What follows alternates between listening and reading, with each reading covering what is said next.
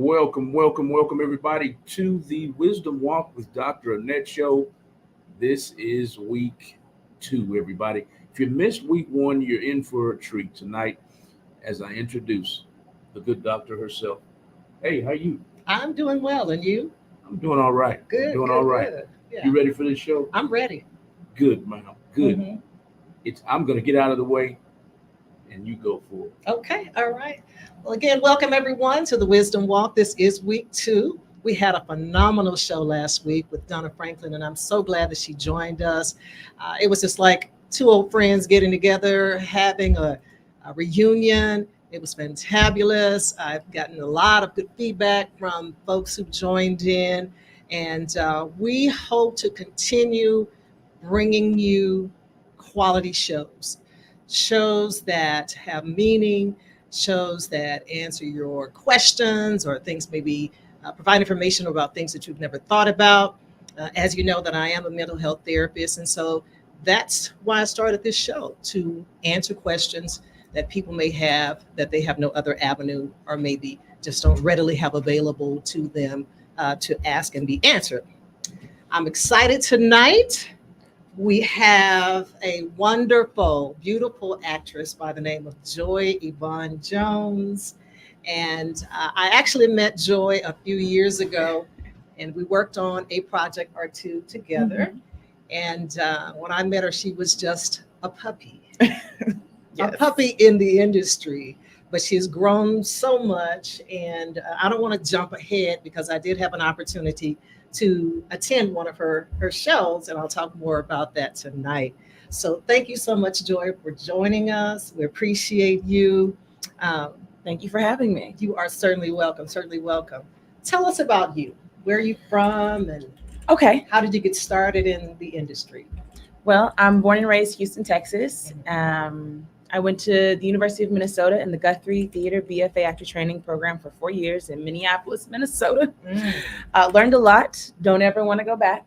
And then I got married at 22, traveled around the world, went to Okinawa, North Carolina, came back, then California, and now I'm here again. It always comes back home to Houston. Oh yeah. And I consider myself to be an all-around artist. I do just about everything. Whenever I have downtime, I find a new way to dig deeper into my craft. Okay, awesome. All right, so when did you know that you wanted to become an actress? Well, I first wanted to be a preacher. Ah, Yes, and then my grandmother said that we don't do that. We don't believe in that. And I said, okay.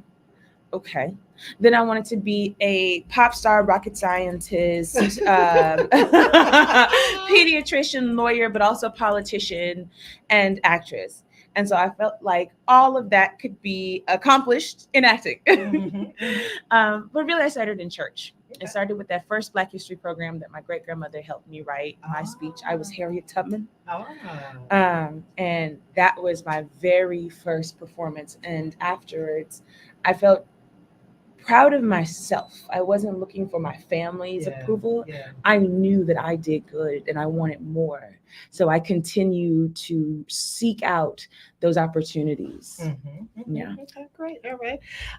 So where has this journey taken you? My daughter said to me one day, she said, "Mom, did you know Joy made a movie or a film? You were in a salon or something?" I said, "No, I didn't know it." So I had to go research. And I saw you in this, I can't remember the name of it, but I think it's called Studio Luma. Yeah. I said I didn't want to go back to Minneapolis. And then I think maybe a few months after I graduated, they were like, "We have this thing. Do you want to do it?" And so I said, "Yes, absolutely." Okay. And that was my first TV show. All right. And how long did it air? I think, so it's an instructional episodic show. So it's for whoever is taking those courses. They get to see me get my hair done. And that was really cool. I was in 2 episodes, and it was really great to see, actually to experience like that side of television. Like I love television. I am an avid film and television consumer, but to actually get to work on it and like learn how the scripts come and how to like pick up lines and stay on your mark and all of that, see it firsthand and not in class was really a great learning experience for me, especially fresh out of school, which was primarily classical education. So it was only theater and it was mostly Shakespeare and other classical, like white guys. So to actually get to do film and television was really great. Awesome, awesome. Now, I know if I had told my parents I was pursuing acting, they would have said, "Are you kidding me? Go get a real job." Did you ever have anyone like in family or friends to not believe that this is a very lucrative, career path and also a very noble one? Yes, all the time, even now. Yeah. So my mother was very big on, what do you want to do with your life? What are you going to do with your life? You need to figure it out now and then work towards that with all your heart. And I said I wanted to be a performer. And she didn't understand that. So she made me go to engineering camp. And I was like, okay, great. But I really want to do this. And after a production of For Color Girls Who've Considered Suicide When the Rainbow Is Enough, when I was 17 years old, wow, my mom saw that show and was like, I get it. Yeah. I get it. And so then she actually looked into the lives that actors / performers could have. And even now, as I move from place to place, it's like starting over every time. And my family is like, okay, so like, you've done it. When are you going to move on? Never. I just keep going, keep building, because every experience is valuable. And I know that this is my purpose. So it may be a little slow starting, but I know this is where my life is supposed to be going. It's interesting that you said that. And again, I don't want to jump ahead because I have some patients who are pursuing acting. Matter of fact, they are college students. And we talk all the time about this being a slow boogie. This is not something that you just graduate from college and, unless you're just that good, right place, right time, so we're going to put a pin there. Okay. I was going to say. I asked them to tune in tonight because I want them to hear from you that you got to have that contingency plan. And what I've watched you do is to create your own avenue for your acting and what have you. So we'll put a pin there. Okay. All right. So you told me about your acting journey.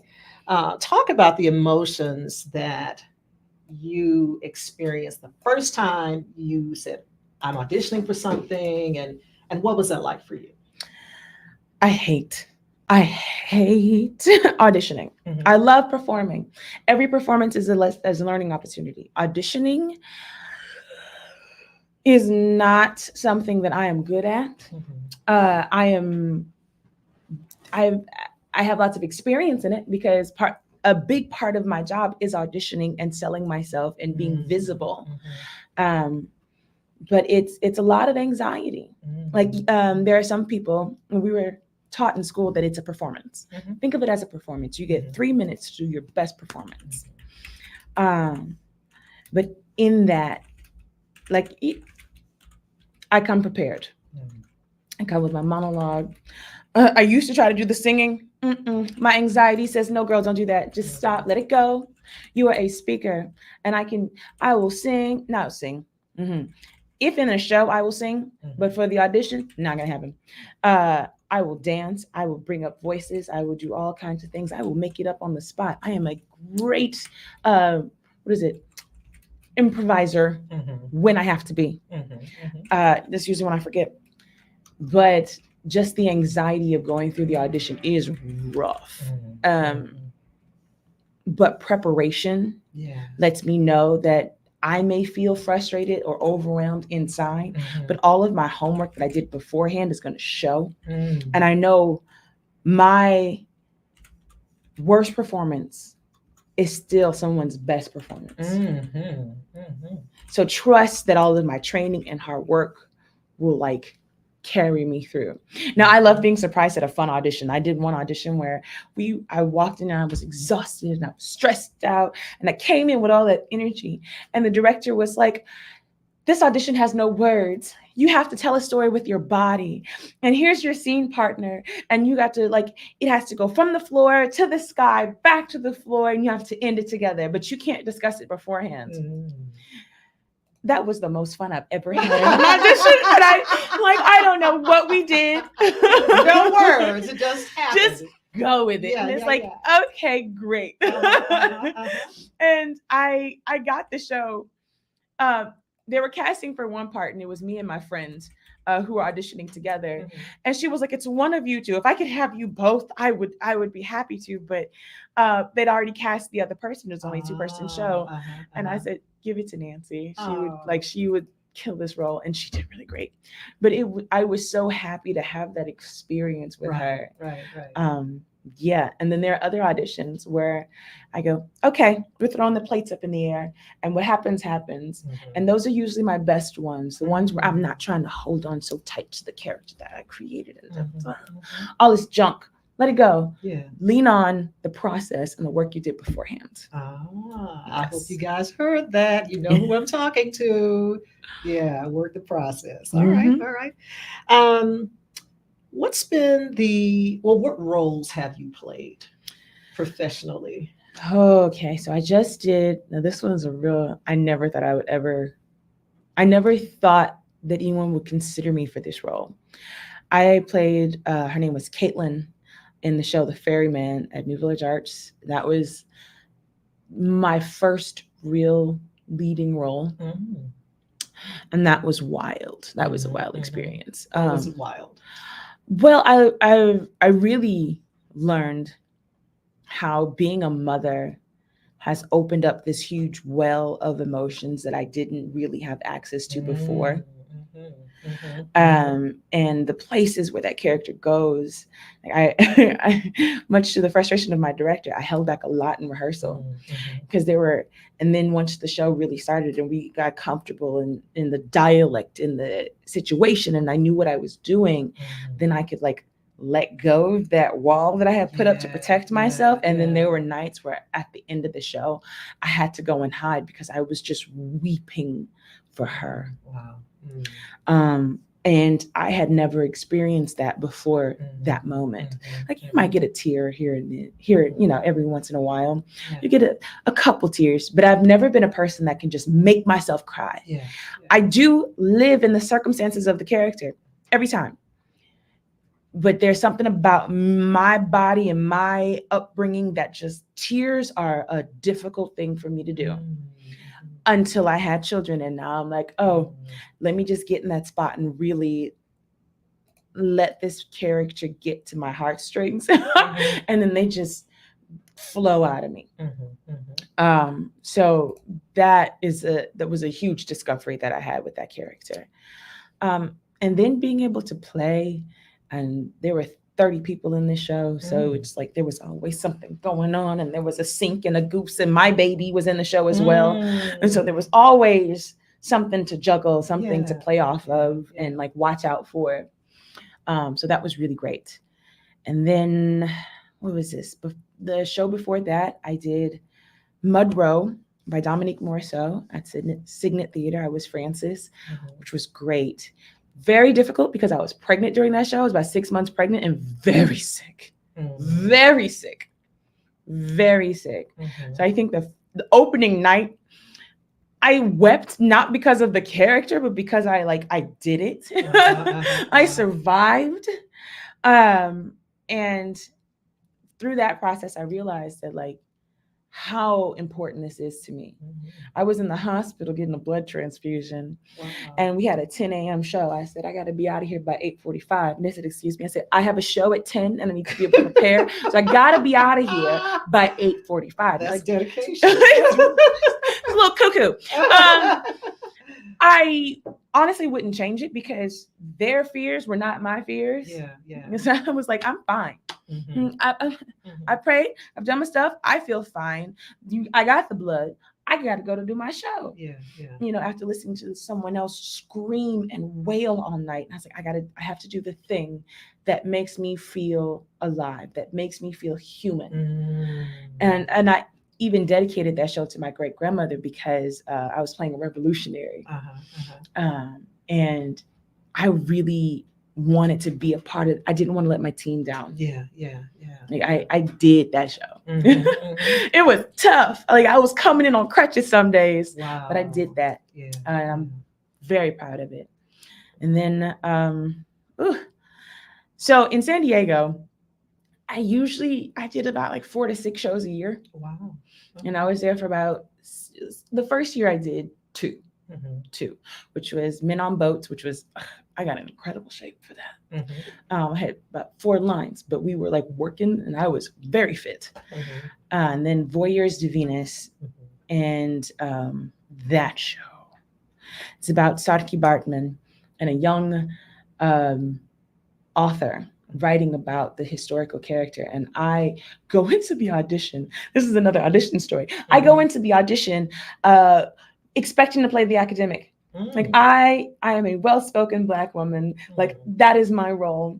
And the director was like, I want you to try an African dialect right now. And I was like, okay. Give it to us. Right now? Yeah, okay. Right now. Let me see if I can do this. I can do this. You can. So when I started my African dialect, it was rough. It was rough. The lady next to me helped me with my dialect in the audition.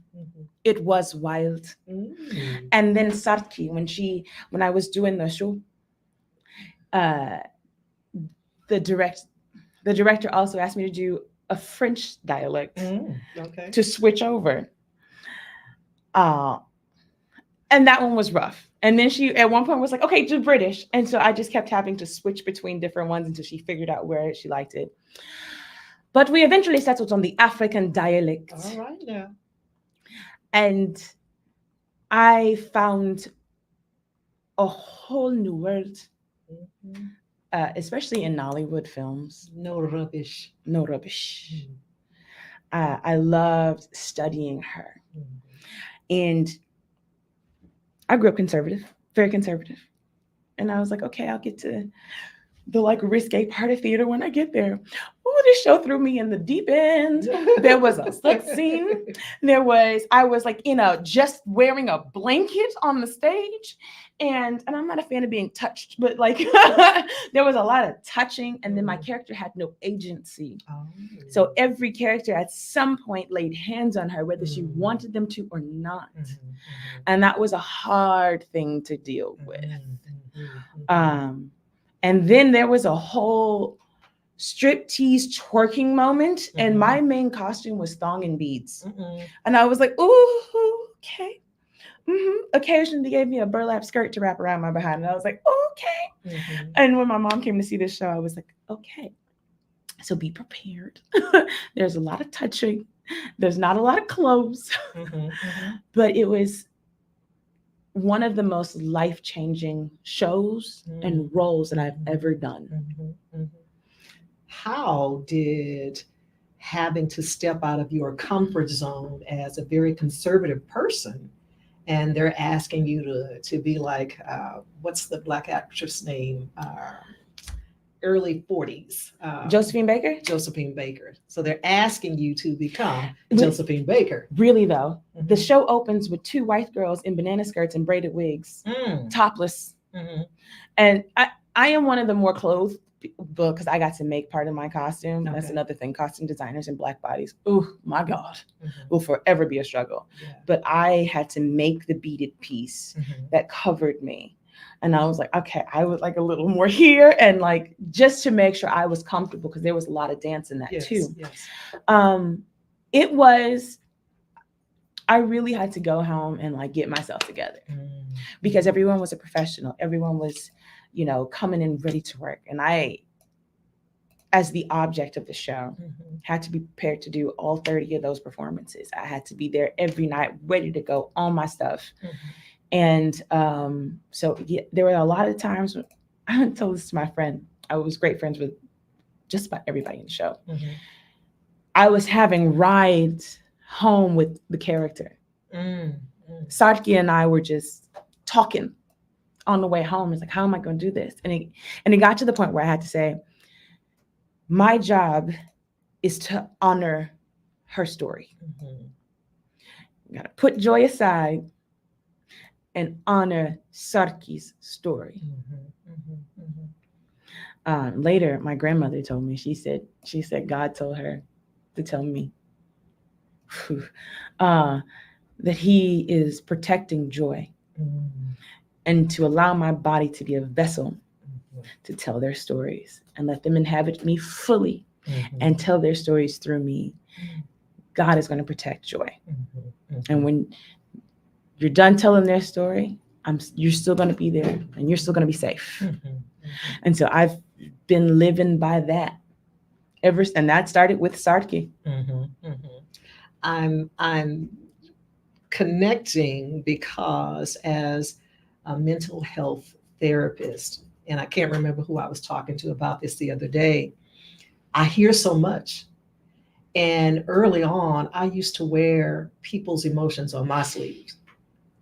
And I've had to learn how to leave that at the office or wherever, but not take that home because it can be very taxing. And then you find yourself spiraling because you're trying to fix everybody. You're trying to, clean up and put out fires and do all of that. So as an actress, has there been a time, this is two-part, has there been a time when you were not able to shake off a role or, and what did you do to help you get back to being joy? Actually, I mean, more about Warriors to Venus. Once I started really dealing with the historical person and realizing that she's real and that I have to honor her story. Again, I used to tell my castmates that she was coming home with me. And then once we got into the shows, there was one show, I say she took me by the neck and dragged me through all of it. All of it, all of the abuse and everything and all that she couldn't handle. And I wept through the show to the point where I could barely get my lines out because I was it felt like I was really feeling it. And so we used to, after the shows, we called it parking lot pimping. We would go out and I would have snacks and drinks and stuff. And we would just leave the theater space and hang out as people. Not as these characters, but as people. Right.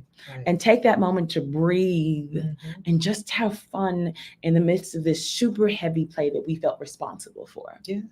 And then going back to the ferryman, that character's child dies at the end of the show. And my baby was 3 months old. She was in the show, but she was very little. And then my son was at home. And so I'm playing this character whose child dies. And and after the show, I'm immediately taking everything off. I have to get them off. And one of the biggest things that helped me was holding my baby immediately after the show. It's something that I don't think you realize you said when you said you used to parking lot pimp. You had a support group. And that is so important, especially for anyone who's going through something, whether it's a divorce or loss of a child or whatever. It's very important to have that support group so you can talk about some of the things that keep you depressed or things that you're unsure about. So that's interesting to learn. So what's been the highlight? If you had to choose one thing in your acting career, what's been the highlight of your career? Oh, that's difficult. I'm not going to say it's my acting career. Okay.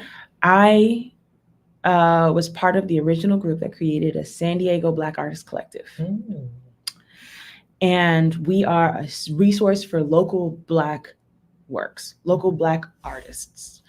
There were a lot of people talking about how they wanted to support BIPOC organizations and, be more uplifting to BIPOC artists. And we're like, what is BIPOC? I am not a BIPOC. And also, you always put Black first, but you always conveniently forget to actually invest in us. So we said Black out loud all the time. It's the Black Artist Collective. It's not the People of Color Collective. It's the Black Artist Collective. And I wrote a protest musical called Get On Board that we've done for Juneteenth.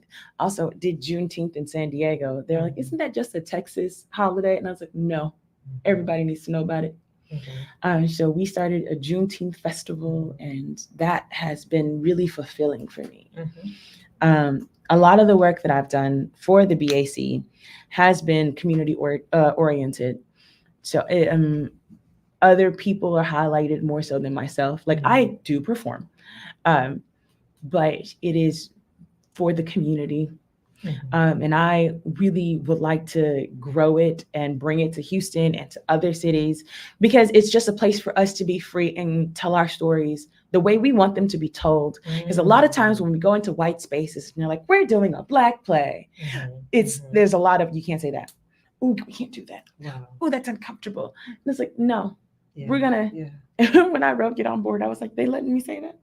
I talk about Ronald Reagan. I talk about there's a strange fruit moment that just chills your bones. And I keep, every time we perform it. This year, there was a shooting in San Diego at a different Juneteenth event. I was like, okay, we're still doing this show. God, if we're supposed to do this show, let us know. Let us protect us. No issues. And I really step on white people's necks every time we do that show. There is even a minstrel moment. And that's the type of, not the minstrel moments, but like the work we do is very, very Black and proud. We had a Black Arts Festival last March, and I loved it. Was great to see young people, queer people, older people, everyone was represented, because we just gave them space to do the work that they wanted to do. So I am the most proud of that right now. I'm still working on me and what things for myself that are just for me, which is why my show Cleopatra is a one-person show that I said, I'm going to do this for me. This is going to highlight me. And my film, that was a huge learning curve for me. I did it. There's other things I want to do. And ways I want to take my filmmaking farther. But the BAC is my the one, if there is nothing else Joy Jones did, she did that. And I remember when you started that, it's been about 8 years maybe? Longer? The BAC? Yeah, the BAC. No, it's only been 4 years old. I've just been saying Black first for about 8 years. Okay. Yeah. And I remember you posting some things about that on social media. But I want to go back to that for a minute, because you talk often about Blacks in theater, and I know this is further ahead in the interview questions, but I think this is an appropriate time to bring it up. What are your thoughts and experiences when it comes to being Black in this industry? I have a lot of them. Starting back from my time at Minnesota in the conservatory. I was a child. Going into college at 18, I was very sheltered. And I didn't realize that until I got to Minnesota. And they did not understand a Southern Black lady who is content in her culture, my culture. I was deep within my religion and still wanted to learn and play, but there was a foundation that wasn't going anywhere. As much as they wanted to chip at it, that foundation wasn't going anywhere. There was no interest in learning about the different cultural things that dressing for school as a sign of respect. Mm-hmm. Yes, ma'am, yes, sir, is a sign of respect.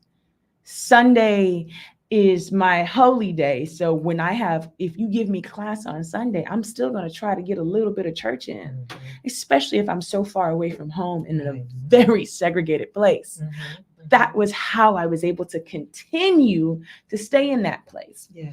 And then pitting me against other Black students. Mm. I learned a lot. I didn't realize how comfortable I was in Houston.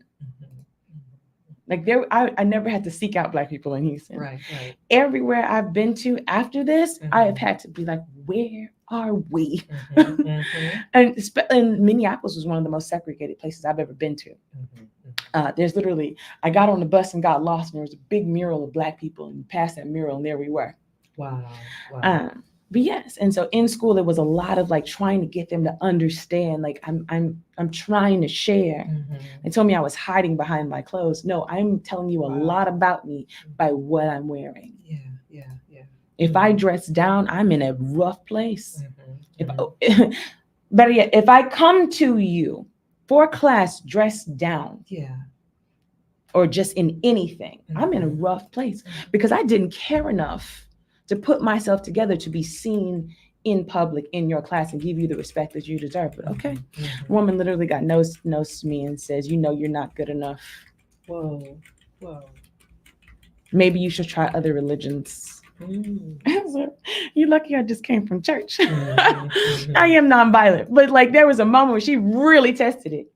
And that I did 4 years of that.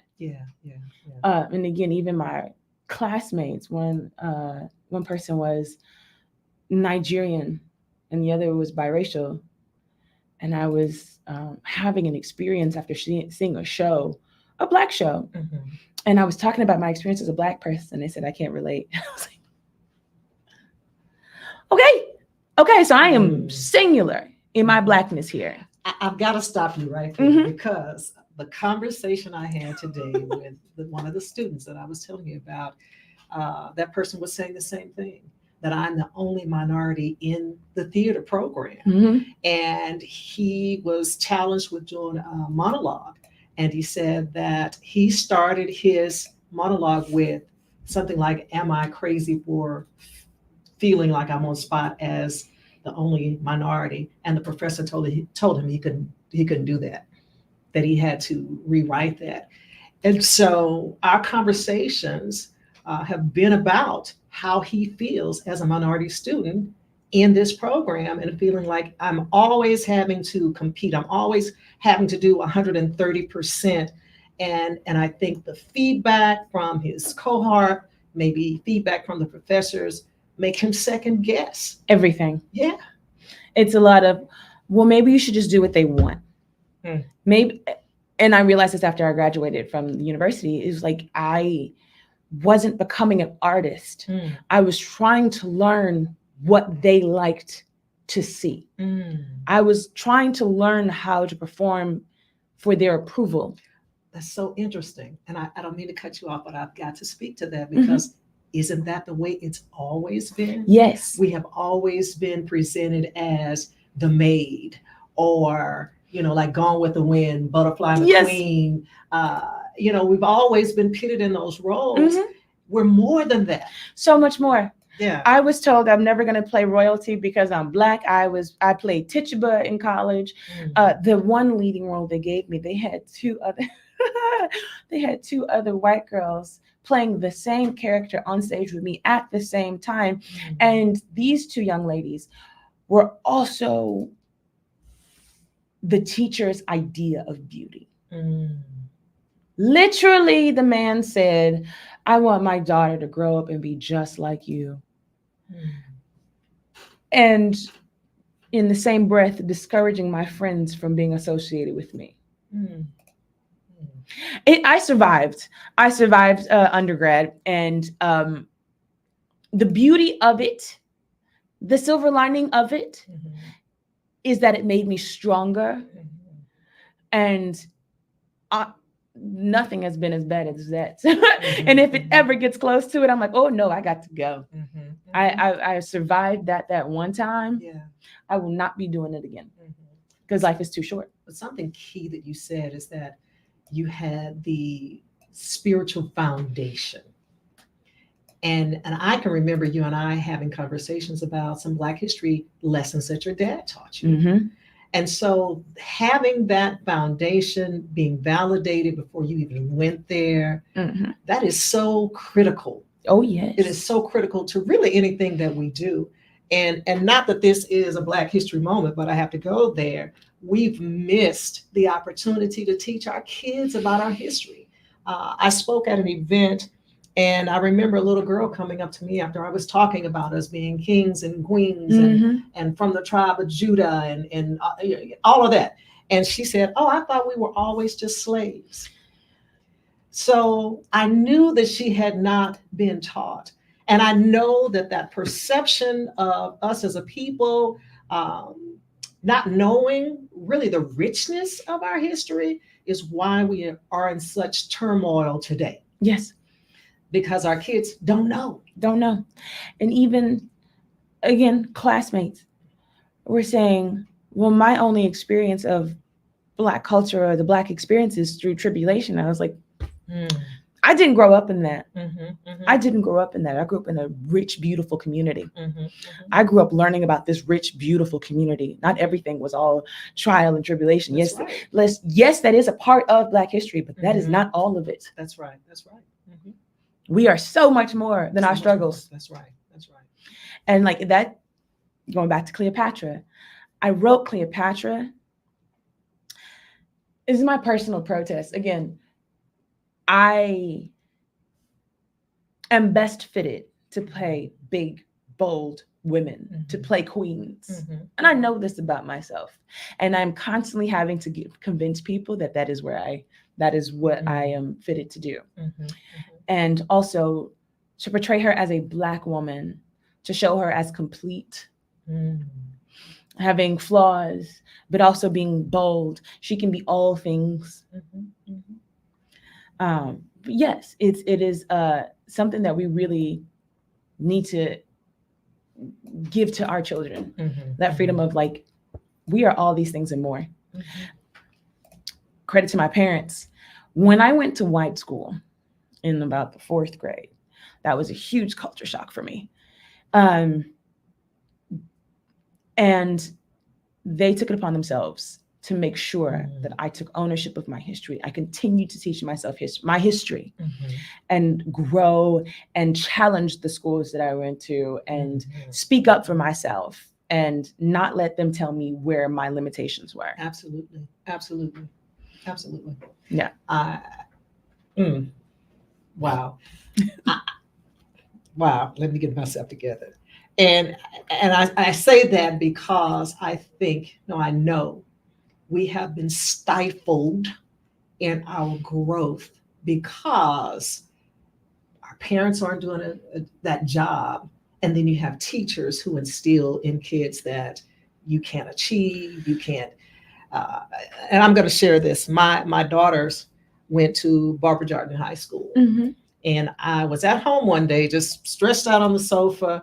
And I think I was taking a nap or something. And my daughter, my baby girl, came in and she said, "Mama." I said, "Yeah." She said, "We were doing a commercial today at school." And I said, "A commercial?" Still, I'm laying down though. I didn't move. And she said, "Mama, didn't you tell us to never say ain't?" I said, "Yes, I did." She said, "Well, the teacher told us that when we did the commercial," no, she said, "I told the teacher that my mom said not to use the word ain't. And the teacher told me to use it anyway." So by this time I'm raised up, right? Yes. And I said, "Well, tell me more about that." She said, "Well, they were doing a school commercial for inner city kids. And they told us to say, ain't you gonna do whatever it was? Like, ain't you gonna play basketball today?" By this time I had my purse. It was about 3:40. I said, "Let's go to the school." We went to the school. The principal wasn't there, and neither was that teacher, but there was a counselor there. And so I walked in and I was telling her, I said, I do not teach them to use ain't, this, that. Do we say it sometimes? Yes, we do. But in a school setting, Right. you're telling them to say this, and you're stereotyping inner city kids and telling them to say ain't. So the counselor said, I will take your name and your number, and I will have the principal call you. I said, don't worry, I'll be back in the morning.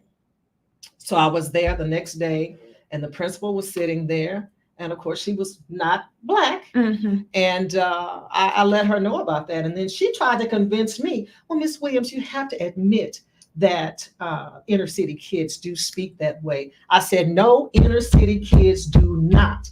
Don't let the zip code fool you, okay? And so I had to go alphabet on her. You know what that means? Yes. Okay. We'll leave it. Not profanity, folks. Not profanity. I don't want anybody walking away. But I had to let her know you're dealing with an educated woman here. Yes. And I didn't put all these years into school and teach my children about using correct English for you to derail the teaching. Right. Then I reported her to the district, and she was gone after that because some other parents had the same complaint. And so we have to be involved. We have to know what's being taught to our kids because the teachers spend more time with them during the day than we do. Right. And so if they're saturated with that nonsense, then they walk away believing that I can't achieve anything, or it's okay for me to say this, that, ain't, and all that stuff. Right. When it's not. You're talking about going out and becoming something great, becoming successful, having a career. That's just, the colloquialism is just not there. Right. So you have to know when to use it. So yeah, I can identify with you on that. And my kids will tell you, I've always taught them about who they are, where they come from, how important their heritage is, Yes. and not to forget it. And I'm really pleased when they bring things up like, well, Mama, remember you told us? Yep. Remember you took us on the civil rights tour? Yep, I remember. Everything was educational, and it was by design. Right. By design. So. Right. Mm-hmm. Doctor, excuse me for just a second, Joy. Sure. Just want to make sure our listening audience knows we're not ignoring you, but they're in a groove. And I don't want to interrupt them. They're right along with y'all. They're commenting on everything you're saying. We see you. I just don't want to ruin their groove. Inyar Zulu is on here. He says the zip code doesn't mean anything. Janice Johnson Senegal says, right on, Dr. Williams. Shantae Hamlet says, amen. They've been commenting the whole time. I mean, with everything y'all are saying, truth. The starry eyes, they're looking at you. Do you know Kimberly Denise Naughty Young? She's here. Janice Johnson Senegal is here. Inyar Zulu is here. Connor Shepard said, this is amazing to see. Thank you. That's about it. Janice Johnson. Karen Shaw Shepard, do you know her? She says, hello, Dr. Annette, loving the dialogue. Just wanted to interact with our listening audience. Y'all, please share the video all over the world. We're talking with actress Joy Yvonne Jones. I knew I was going to do that. I've been sitting here the last 5 hours. Joy Yvonne Jones. And I still messed up. But anyway, this is actress Joy Yvonne Jones being interviewed by the good doctor, I like to call it, Dr. Annette Williams, everybody. And you are right in the middle of this show right here. I just want the new listeners to know what's going on here. And then I'm going to get out of the way. This is what's going on. This is the show. And this show is aired every Friday night from 6:15 to 8:15. And Dr. Annette is going to tell you what it's about and then get back to the show. Okay. All right. So this is a mental health and wellness show where we address real topics, real subjects of interest, and things that I, as a therapist, experience and hear from my patients, and just some of the things that are going on in society. And so bringing Joy here to talk about her life as an actress and more. So I want to encourage you to stay because we also have some giveaways coming up later. So stick and stay. Don't go away. All right. Thank you, Doctor. You're welcome. You're welcome. All right. So Joy, what drives you to continue this journey? Wow. I was just telling my mom this. I truly believe that I am meant to do something great. Mm. I have always believed Mhm. that I am meant to be more than a regular person. Mm. Mhm. What I do, where it goes, I don't know. Mhm. But I have found my purpose. Mm. I wanted to, when I got into college, they were like, what are your goals in life? Mhm. And mine was to change the world through my art. And then it became to be a working actor. Mhm. And I say no more of that. My goal is to change the world through my art. Mm. And that drives me. Mhm. That really does. Because I am meant for great things. Mm. I love it. I love it. Okay. All right. So now let's talk about marriage. And you are in an interracial marriage. And I Yes. remember when you got married, or right before Mhm. May, I think it was. But it's been Yes. about 5 years, right? Yes. And what has that been like for you? Um, Blending two ethnic racial groups together. Yes. Talk about that. So my husband is white. And very like Norman Rockwell. Mm. Mom was raised on a farm, a cotton farm. Dad was in the Navy and became an engineer. Brother, they had a cat and a dog. They had a beautiful house. Brother is now a police officer. My husband was in the Marine Corps, and he's one of 3 generations or more that have served this country, and it's very Americana, and I am so not. Literally one day, I was much thinner. This skinny black girl with an afro shows up at their house for a pool party, and I never leave. And I have been challenging their way of life ever since. I know you have. I really have. And I think, especially after the pandemic and everything that happened during that time, I was really grateful to we started talking about race and like the differences from day one. And a lot of my friends they say that they were surprised at my choice of a husband because I am so pro-Black. Yes. I married someone who will support me no matter what, who will love me no matter what, and who will stick up for me no matter who he's talking to. Oh, you got to give us some hand claps on that. Got to give her some hand claps on that, y'all. I have a toy, and I'm proud of it, and the good doctor knows I'm proud of it. I love playing with it. But these hand claps are for joy, everybody. Y'all enjoy.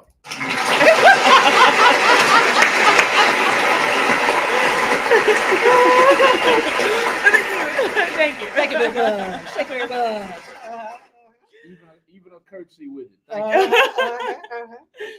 Yeah, and that was important to me. I needed to know that he's gonna be there, and even at the conversation, we're gonna have Black kids, and they're gonna be raised with both sides of their family, but they're gonna go to Black church. There are traditions that we must uphold because they're important, and as much as yes, they do have a white father, the world is gonna see them as Black. And I'm not light enough for my kids to pass. So that's just what it's going to be. Yeah. And, he has to know that a lot of responsibility comes with that and things that he's never had to think about. He's never had to consider. Mercy. Yeah. Because even being married to me, he's had to have a lot of uncomfortable conversations because he's white, people are much more comfortable saying off the wall racist things to him, thinking that he is going to be okay with it or, be able to corroborate their experience. And he's the first to shut it down. It doesn't go past him.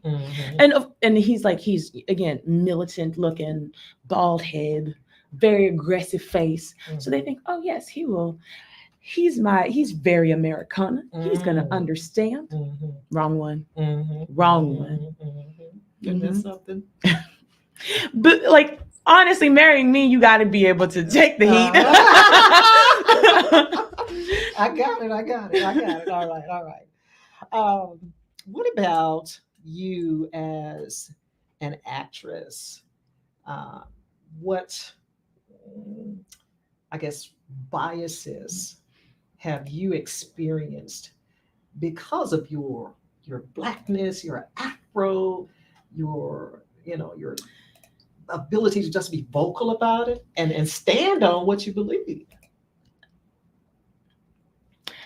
There's a lot of things that they won't say to my face, but I know that I may not work in certain places again because I am vocal. I try to, no, I lead with honesty. I lead with honesty and kindness. And, the understanding that all of us have blind spots. And I'm willing to learn as well. If there are things that I need to do better, please tell me. Because I don't want to be on the wrong side of history. I don't want to be the cause of someone else's pain. So I am willing to hear and take my lessons. And I am also very willing to give them with kindness. I usually come softer but very clear.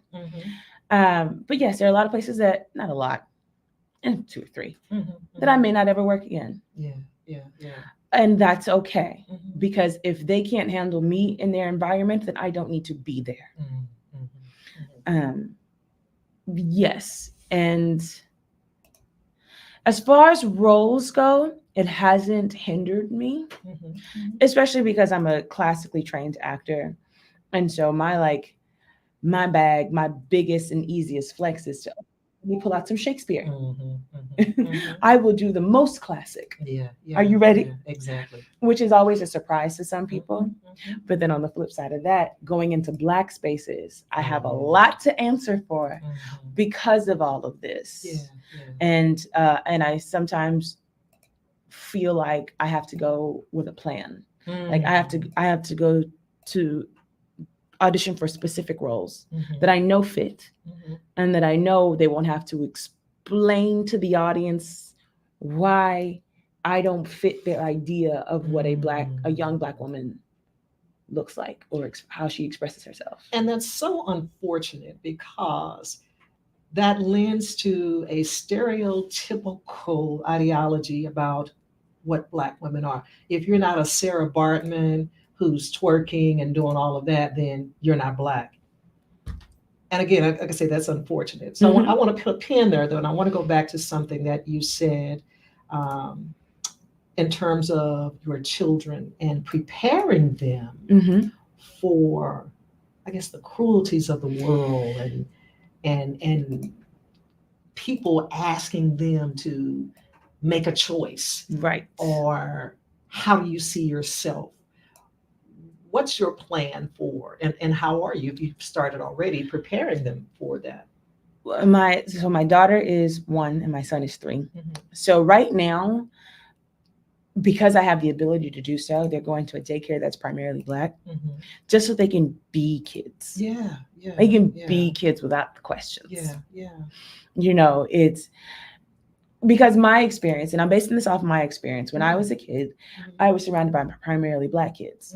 So there was never you are poor because you're Black. You are this because you're Black. That didn't happen until I got to white school. And it allowed me to just play. I got to be Destiny's Child and TLC and Whitney Houston and Brandy whenever I wanted to, because we were all playing the same games. I was a little artsy and carried my purse, but I was just the kooky cousin. I was never ostracized just without saying a word. I was never ostracized for just being Black. And that's what I want to give to them. I want them to have community and have that first where they can just be a kid without having to answer for their skin. Yeah. And so I'm starting there. Yeah, that's good foresight. Because of your own experiences, it's a cold, cruel world.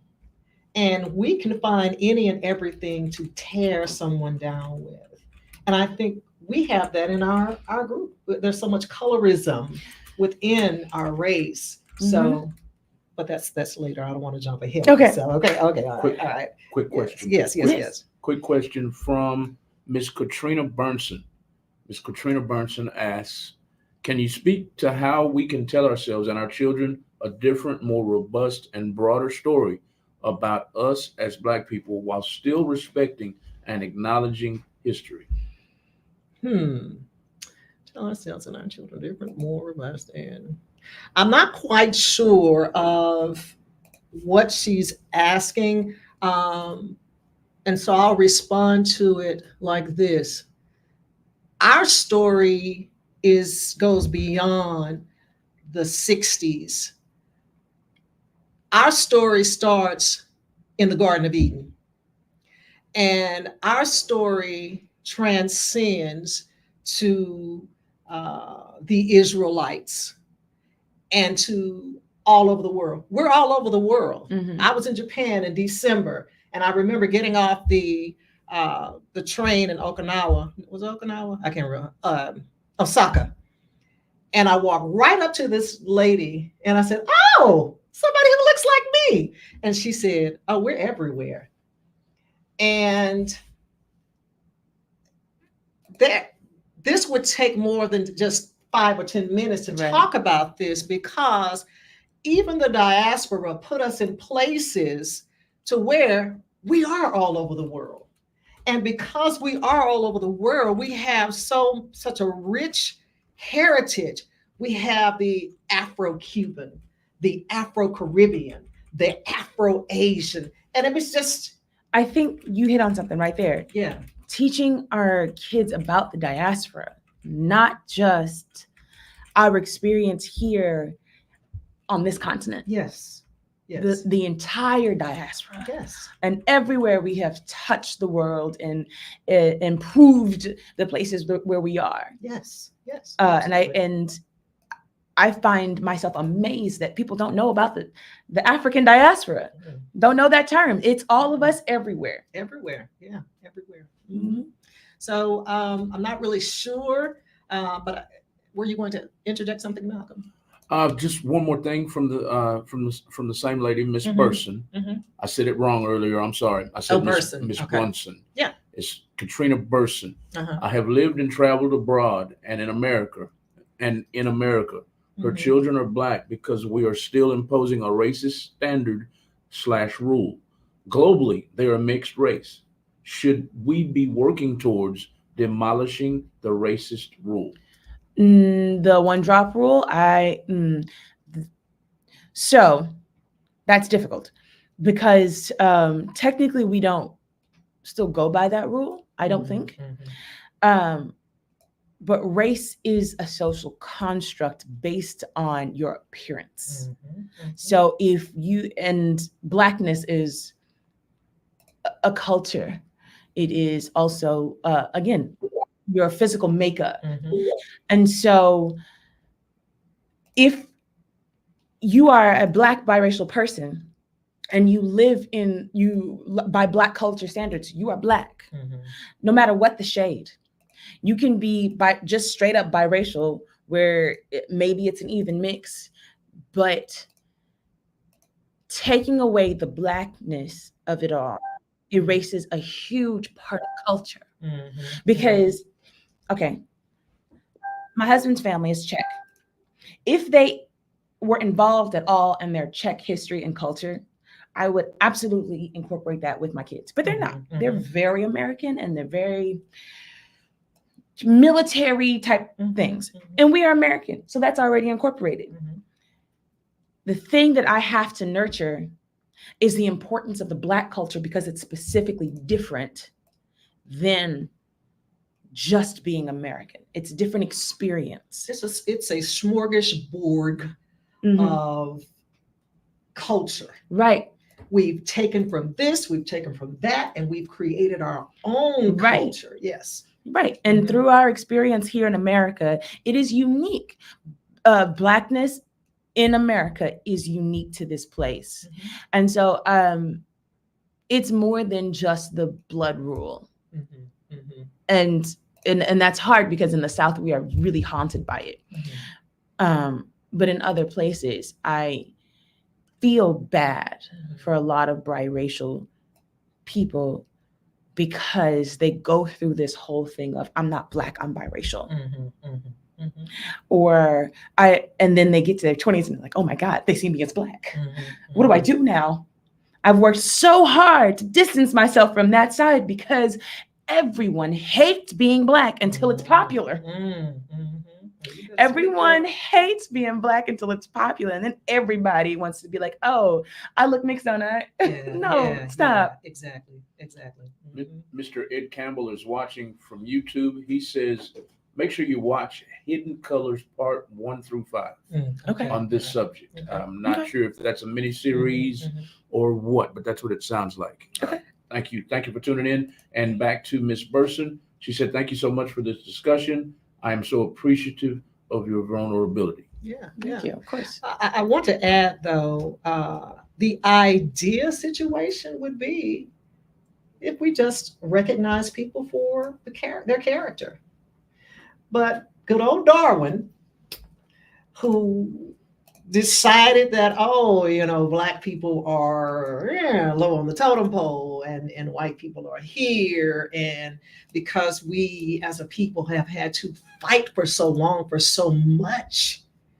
And I remember, and I'm going to say it, I was born at Riverside Negro General Hospital here in Houston, Texas. People don't believe that when I say Riverside General Negro Hospital, which was over in that's down the street from my house. Ward. Yeah, that's down the street from my house. My grandma pointed out every time. Yeah. So because we don't know that part about history, many people don't take this journey like they should because we are perceived as just hip hop artists, booty shaking people. Right. People that think that that's Black culture. Yeah, they think that that's Black culture. Think that's Black culture. And it's not.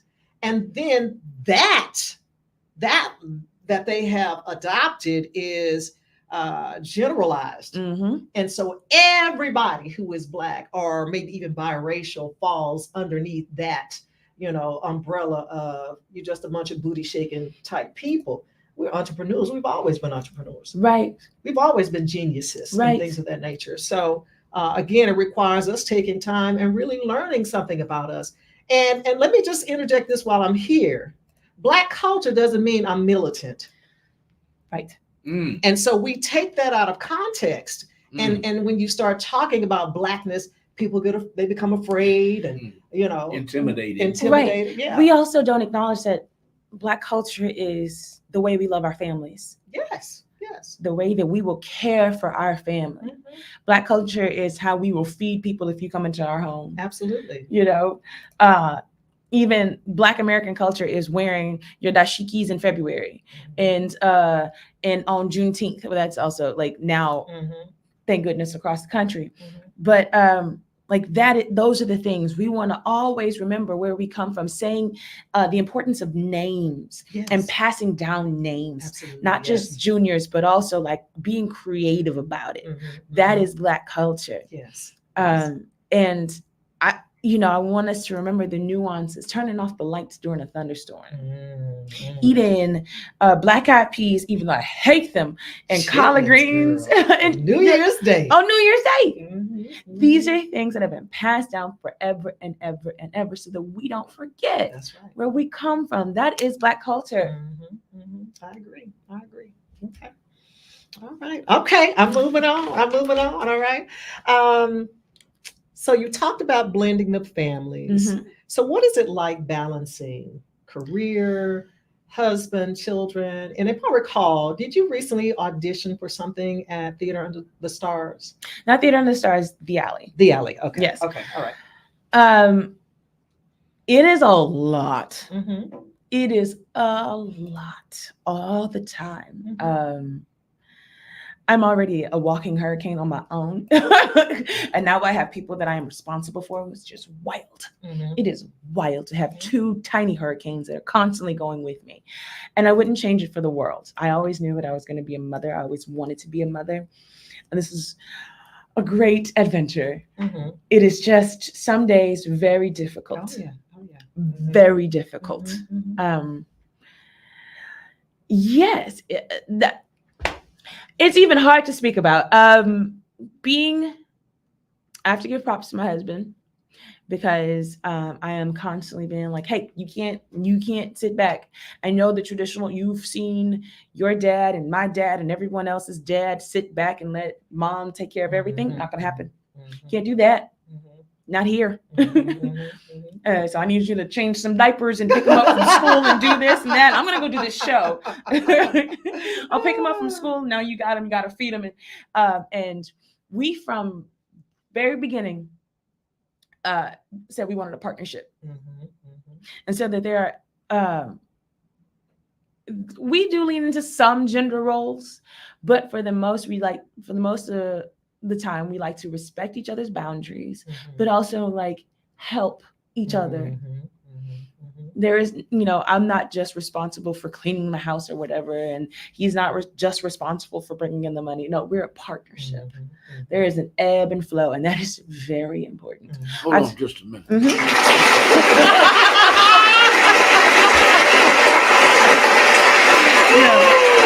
I love to hear that. I love to hear that. I just had to give you a hand clap. Thank you. Because it was a popular conversation on Instagram the last, I guess, week or so. There's a video and a meme, out where the ladies are making a lot of demands on the men, and they're not reciprocating.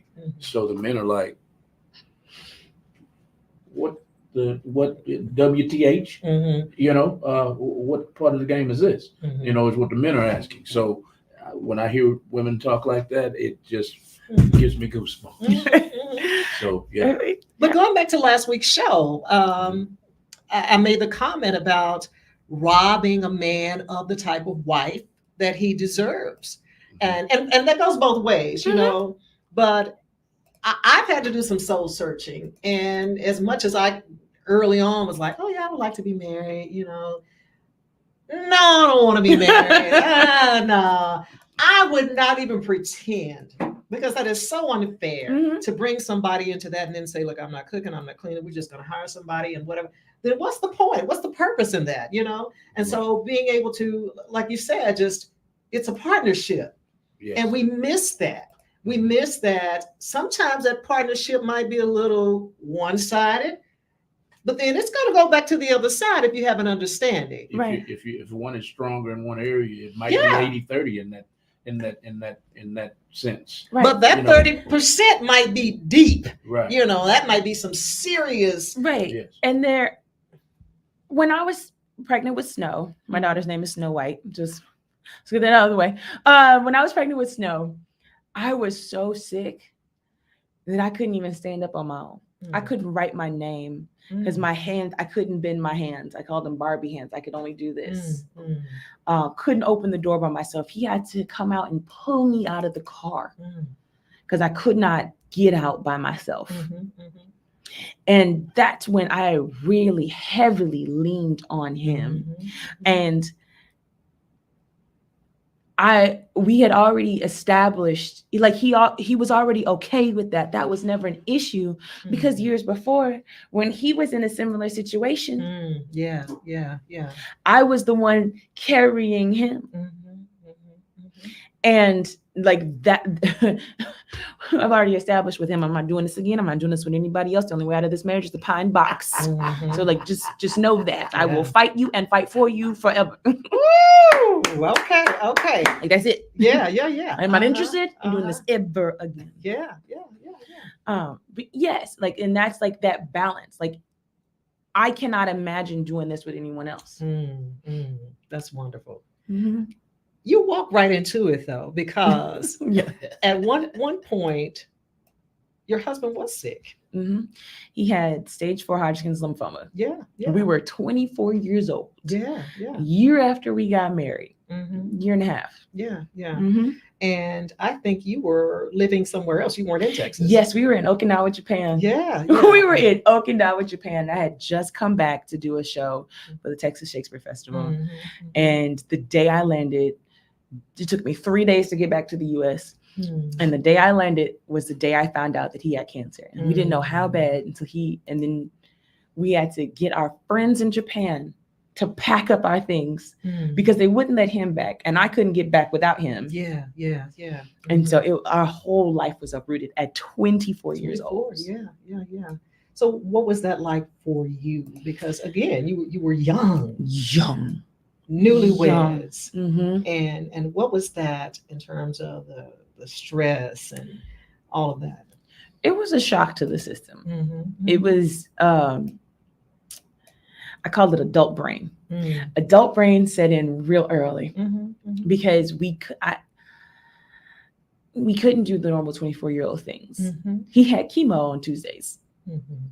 Like, as much as we want to go out and party all the time, we had to make sure he was healthy enough to do chemo. Yeah.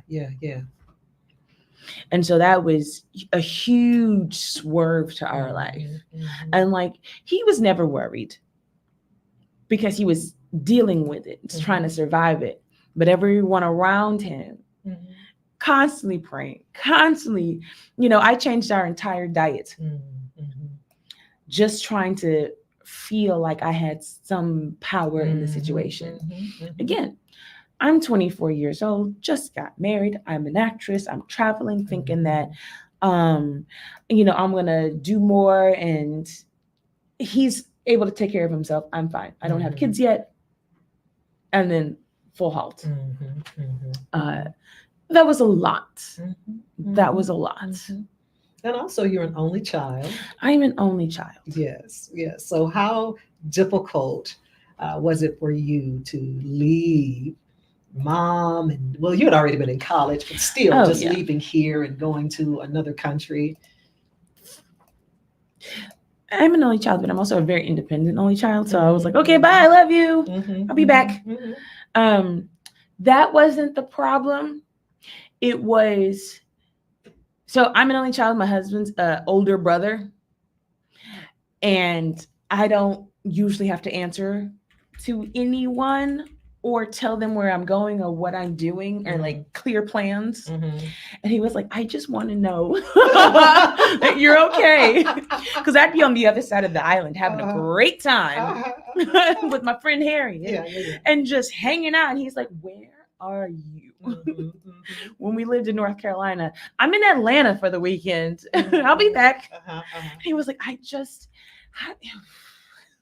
so that was a big like, hey, yes, we're a team. I also get concerned about you. So please tell me what's happening. Okay. Yeah, that was the bigger thing. Or his way of like consequences or like punishment was like not helping me. I never asked for help. So whatever. Who said I needed your help? I'm going to get this step stool, put it on top of the ladder, and do it myself. So we had a lot to learn about communication and like balance. Okay, 20s. Yeah, of course. Because we got married at 22.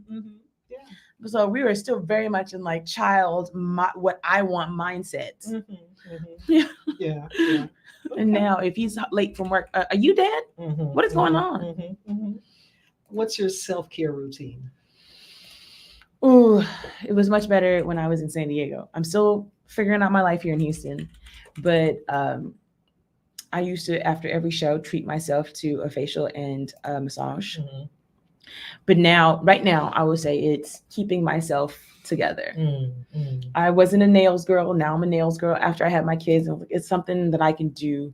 Like I am leaving my kids with the babysitter and I'm going to go get my nails done. I'm going to get my hair done because I feel crazy when it's not. Like I am going to take care of myself. Remember that I am a priority. After I had my son, Leo, I had a therapist who was like, if you don't prioritize yourself, no one else will. And so I take that to heart. Like these are my goals that I still have to achieve. I have to keep myself together. And if my clothes don't fit, I'm going to go buy new clothes. Like it's important. My physical appearance, like school. If I look crazy, something is wrong. If I am not put together, something is wrong and you should check on me. because it's important. Yeah. Okay. All right. So you have, well, what advice do you have for individuals who are considering or either pursuing acting careers? It's a numbers game. Just keep auditioning. Just keep going. If you're really passionate about it, just keep going. Keep searching for the opportunities. Excuse me. Every time I go to a new city, the process is the same. Print out my headshot, my resume, send them to everybody who will take them. And at some point, someone's going to call me back for a show. And if I get that show, I'm going to get 5 more. If I let them see me that one time, see what I can do. Even if I have the least amount of lines in that show, that character is going to be fully fledged and I'm going to perform my butt off. I'm going to get 5 more. All right. Yeah. And so just keep going. Yeah. And also, in my time, like when work is slow, find another creative outlet. Yes. Because I tried doing monologues to the wall in North Carolina. They don't talk back. So I started writing. Yeah. And that has been a great outlet for me. Okay. All right. So again, I attended your show in September, Cleopatra. What was, I guess, the catalyst? What's the motivation behind that? Because you adapted that show to be just what you wanted it to be. Yes. So talk about how you got to that place. So most of the poetry in the show I had written beforehand. It was very like, I was writing a lot of angry poetry during the pandemic. And one of my mentors was like, you were just mad. And I was like, yes, I am mad. Everyone should be more mad. Like, this is what's going on. But then I had to take a step back because I was really just going through life as a closed fist, ready for any sort of confrontation. And that wasn't good for me. I'm not that person. And so I started writing poetry to uplift myself, to support myself. What is it? To give myself the flowers that I deserve. And I was fortunate to perform the character Cleopatra in the show Antony and Cleopatra. And towards the end of the show, it's just monologue after monologue of Cleopatra. And I was like, right, she doesn't need all these people. Let me create a show that's just her. So we get her full story, but also make it Black. So I incorporated my poetry into Shakespeare's text.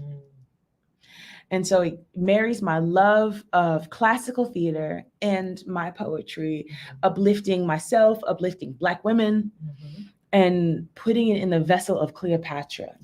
And I wanted to show all of her gritty sides. I wanted to show her ability to love. I wanted to show her sadness, her mistakes, her red flags. I wanted to show it all. And again, specifically in the vessel of a Black woman, because we never get to do that. If we get to show our mistakes and our shortcomings, it's always in a ragtag, beat up, like it's immediately the villain. It's immediately, what was that movie? The Mother in Moonlight. You immediately see that she is the villain. And we should, we see her for her mistakes. Right. Or if there's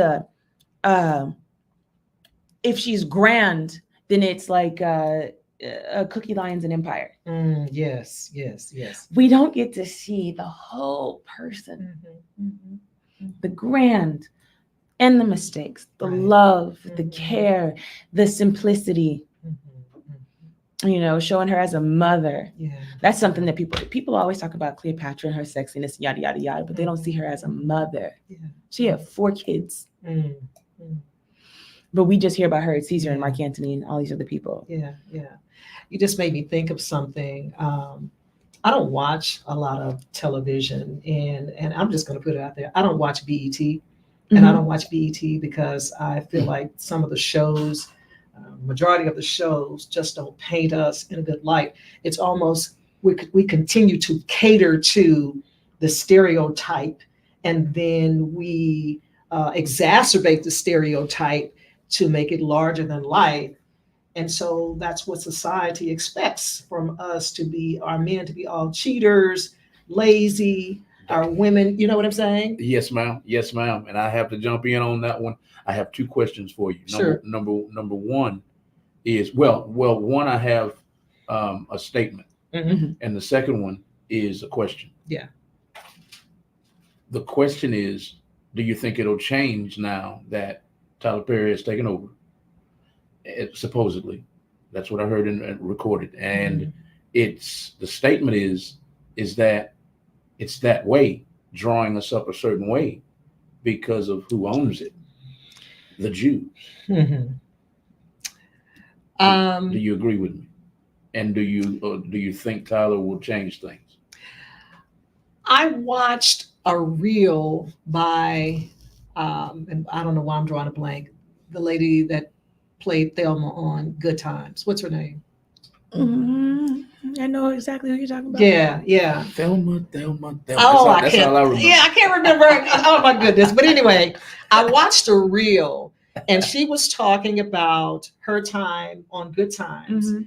And she said when she was first casted for the show, that she, John Amos, Esther Roll, Jimmy Walker, they all had to go and talk to the writers who were not Black, Mhm. Mm-hmm. because everything in the show was from their perspective. Mhm. And they were like, this is just not who we are. This is not reality. Mhm. And so I have to agree with you that, and I'm going to say partially, and let me explain, because if you have people who own it who have not lived the Black experience, then I'm going to write this from a perspective of what social media, what the media in general portrays, especially the news.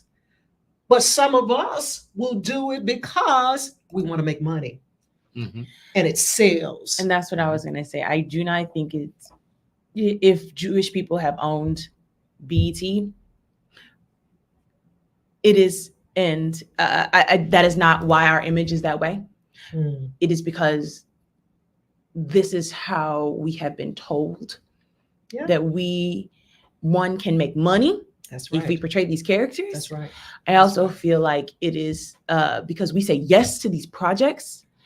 Sidney Poitier said, I'm not going to do anything that will dishonor my father. And you have to take that into account. That doesn't mean always playing the big, grand, queenly characters, but it does mean if the story does not serve us, you got to say no. And I have said no to jobs because I'm like, I'm not going to play a mother of 4 who abuses her children and cusses them out and has 4 different fathers and doesn't really want to take care. I'm not doing that. I'm not doing that. I don't care how much you're paying. I'm not doing it. Yeah. And something else that I've seen, and I want to make sure that I'm clear with this. I'm not speaking up against anybody, but our men need to be portrayed as men. We have too many Black male actors who are portrayed as women or as gay and it's like, well, who do our boys have to glean their manliness from? And let me be clear. That seems to be the way that Hollywood is casting our men every time, or as a gangster, or as, where are the rocket scientists? Where are the businessmen, the Black businessmen? Where are those men in media? And we don't see them. I will say that for the most, people of color are either cast with no sexuality or just overtly sexual, and they're to please someone else. Absolutely. I was just watching, and this is not a Black character, but Good Girls. And I love Manny Montana's character. I can't remember the character's name, but I called him Gangsta Boo. But he, at a certain point, you could tell he was only there to be the romantic interest / the chaos in the show because he was different from their lives.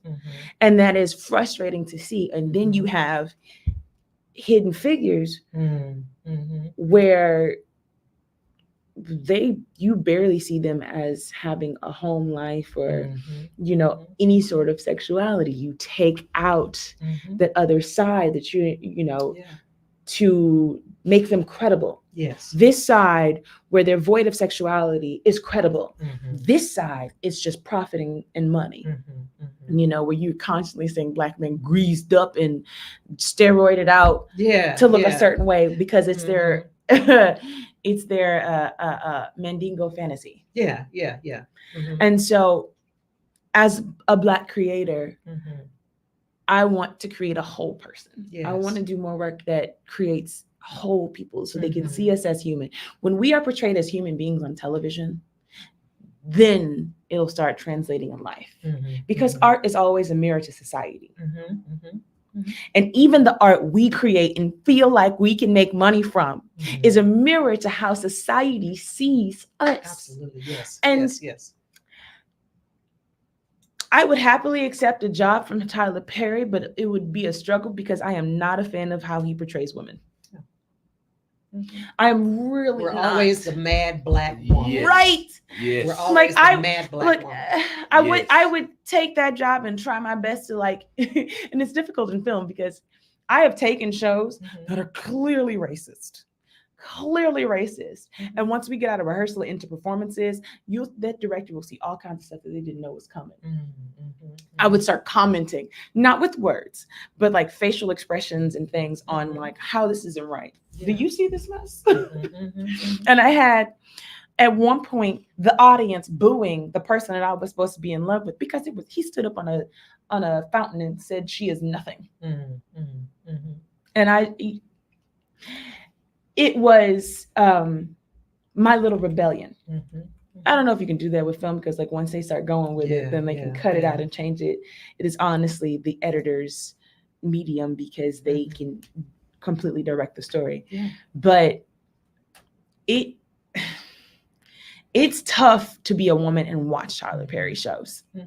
Yeah. And I want to say this, and I'm going to say it to the camera. All of us are not mad. No. All of us are not mad. Some of us are extremely happy with where we are and who we are and who we have become. Right. And then we also got to get out of, oh, she's not talking, she must have an attitude. And that's where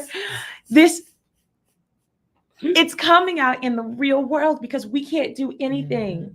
Even if I'm speaking clearly and directly, oh, she must have an attitude. No, I'm just telling you how it is. And I'm not sugarcoating anything. I've seen other women who feel like they have to laugh and giggle at everything so people don't think they're mad. No, I'm not going to do that. That's right. I'm not going to try to make you feel comfortable with me because you're, or to assuage your discomfort because you don't want me to look you in the eye, because you don't want me to speak to you directly and tell you what I will and will not stand for. But see, it goes back to slavery. It goes back to how dare you make eye contact with me? Are you threatening me? Okay. But we also say here in the West that if you don't make eye contact, you must be up to something. You must be shady. So we can't have it both ways. We can't limit who is able to make eye contact and say, no, your group cannot, but everybody else can. So I agree with you on that. Okay, so we're getting there. This is good. You've talked about how you recovered from shows, your self-care routine. Let me go back to the Cleopatra show. Yes. You mentioned the day of the show that you are expanding the show and you want to take the show on the road. Yes. So can you talk to the viewers about that and what we can expect in the next year? So the goal, what I'm working towards, is having a rolling world premiere, starting in Houston, then going to San Diego and to New York. And then from there, that next year, I want to go to London, Paris, and Edinburgh. Ooh, yes. That is. Okay.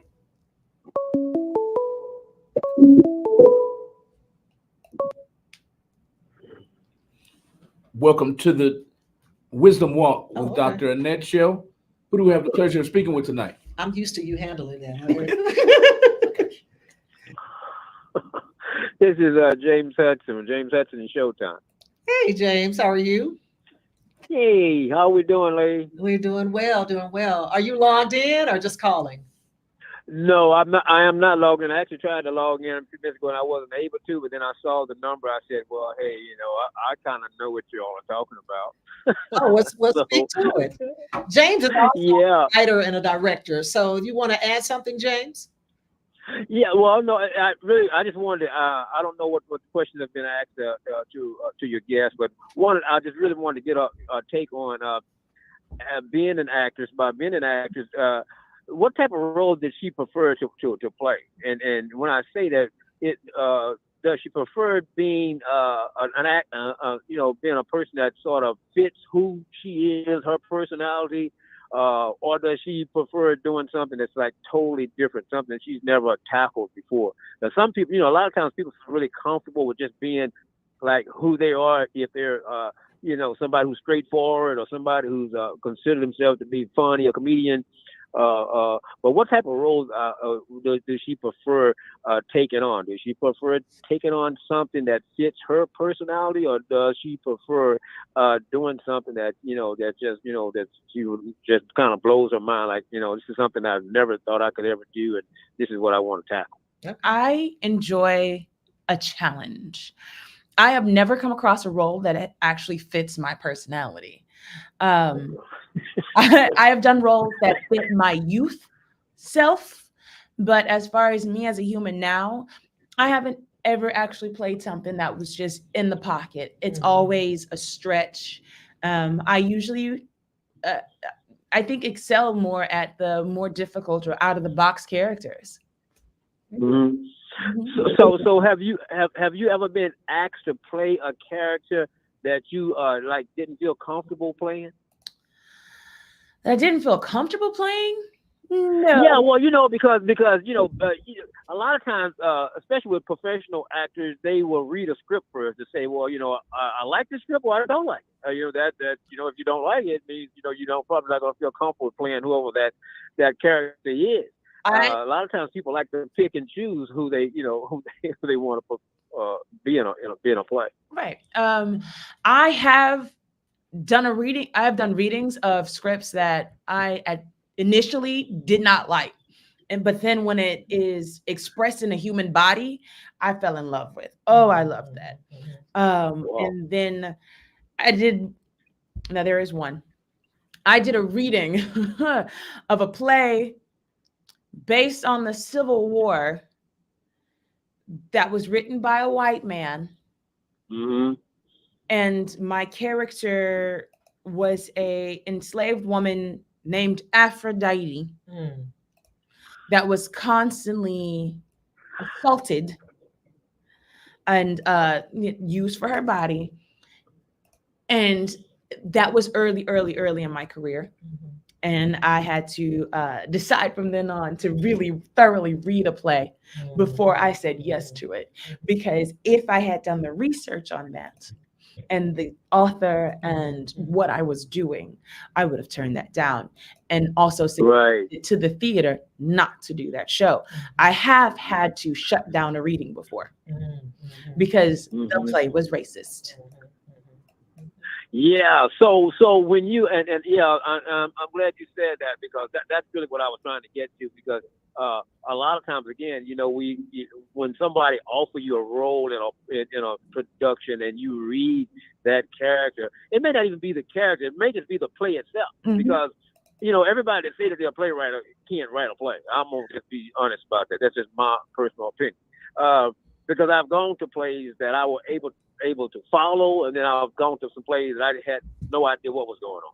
Right. And that to me was more about the writer than it was the actor. You know what I'm saying? An actor can only do so much. You know what I'm saying? If the script is just not there, it's just not there. That's just what I believe. Come to know for myself that if the script isn't well written to where people can follow along with what's actually going on, to make those characters jump, then it's really, really hard to bring that out. And then the other thing is that, have you ever felt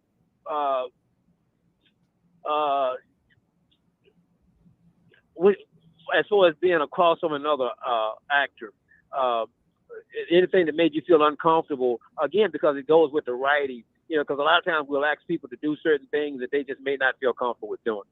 And I don't know if everything that you, because most of my plays are gospel stage plays, so there's a line that I can't cross when I do a gospel stage production, as opposed to somebody else. They can just go as far as they want to go, so to speak. Mhm. So have you ever been asked to just do something that, like I said, as far as playing opposite of somebody that you just didn't feel comfortable with? Yes. I've been. Okay. This is interesting. It as a Black woman in a predominantly white profession, Right. or having to be in predominantly white spaces, I have often been put opposite white men who,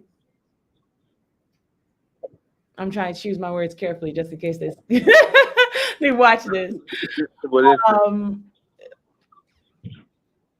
who aren't used to me, who never thought they'd be in a situation with me, and having to balance that. And sometimes it's trying to relate to them that I'm a regular person. Sometimes it's just pretending like you're okay with getting notes from their wife, or their wife is in the show, and having to be okay with them actively avoiding me, except for on stage. There are certain things I've just had to get over and pretend like it's not happening on stage. And then even on the flip side of that, it was a Black young man I did a show where there was a stylized sex scene on stage, and he didn't understand the clear boundary off stage, and he started continuing some vulgar talk. I was like, no. We're not doing that. So it's when I'm in romantic situations with people, one, letting them know that I'm a real person and where that clear boundary is. Yes. And I've been actually wanting to talk about how difficult it is to be a person of color in a romantic scene with a white person who is not willing to have those conversations or see you as a person. Mm-hmm. Well, you know something? I've noticed over the last, let's say, 5 years or so, where as far as diversity is concerned, if you look at the advertisement that most stations will put out now, there's a lot of diversity where you see blacks and whites, Hispanics and blacks. It's just a lot. It's just to the point where you just kind of notice it now. Like, wow, there's always a black and white couple. There's got to be this, or there's got to be that. It's not like so. So, do you think that's helping society as a whole, or what are they trying to do? What are they trying to do when you see all this diversity that you see on advertising that has to be just like right in your face, like everybody kind of knows. I think they're trying to have representation. You know, they know that their audience is comfortable with this type of with most of the time a heterosexual couple. And so they still need to get their diversity numbers in. And it's easier if it's one person in that couple is one race and the other is another, or one ethnicity and the other is different. But they're just trying to get representation. And I think that is fine. I think when you do this, I think when you start having conversations about having conversations with the people involved and whether or not they're comfortable with it. I think it is very similar to having, now this is the whole other thing. When you cast straight people to play queer characters, you need to know whether or not they're comfortable with doing this. It would be better if you had two queer people. Right. But then that gets all a little sticky in the how do you get that information and whether or not it's legal to be asking them about their business and if it determines whether or not they get a job. So that's a whole other thing. Yeah. But you need to make sure these people are comfortable together and can do this job together and have those conversations. Yeah. Because, if this man isn't comfortable kissing another person because he's married and been married for 15,000 years and that's the agreement he has with his wife, then maybe he shouldn't do a show where he has to kiss other people. If she can't do a stage kiss or doesn't want to take off X, Y, and Z, but this scene requires that, you need to have a conversation about where her boundaries are and what she's willing to show and not willing to show. And if you're not willing to make those compromises, then she shouldn't be in the show. But these conversations are just now being had, and for me, my experience as a Black woman has been get over it, let it go, and keep doing the show. You should get over it. Yeah, they expect me to get over it. If I was a different skin tone or a different person, they would be more interested in listening to me and acknowledging my tears. But for the most part, it's get over it. You're strong enough. You can handle it. You're a lot. You're intimidating. Nice. Well, okay, because I could ask like a million questions. I'm not going to do that, so Annette don't be talking about me. I will. I appreciate you. Yeah. I can hear it in the background. It's like, okay, all right. And I'm gonna Thank you guys so much. Thank you. Yeah.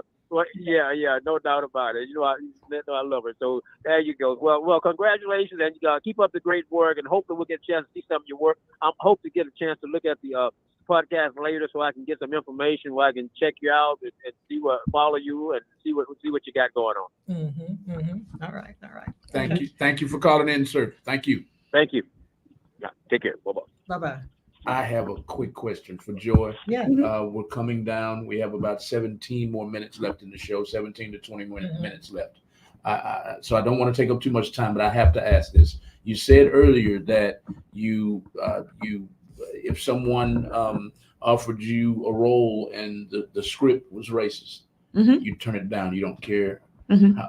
So I have to bring him up. I love him to death, but the movie Django and Samuel L. Jackson, that made my skin crawl. It made me laugh, but at the same time, I was like, man, he is talking bad about us, So if someone offered you a role like Samuel L. Jackson, but you were a woman, of course, you're playing a woman's role, but you had to play that role that he played, you would turn it down.